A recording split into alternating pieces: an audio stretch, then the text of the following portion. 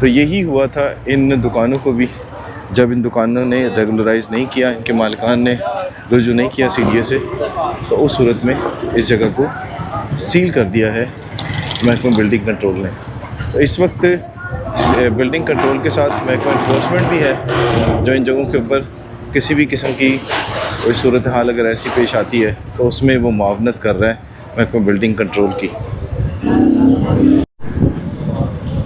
अब ये भी आप दुकान देख रहे होंगे जो इसी सर्विस रोड के ऊपर है, Irfan car AC auto electrician, और इसके साथ ये बिस्मिल्लाह ऑटो वर्कशॉप, ये भी विदाउट अप्रूवल बनाई गई थी और इसको भी नोटिस किया गया था, और नोटिस के बावजूद भी इसने सीडीए की जो रेगुलेशन पॉलिसी है उस पर अमल दरामद नहीं किया, तो उसके ऊपर इस दुकान को भी सील किया गया। तो अभी महकमा इन्फोर्समेंट भी साथ है। अब ये देख रहे होंगे आप कि ये भी एक ठिया लगा हुआ है यहाँ पे,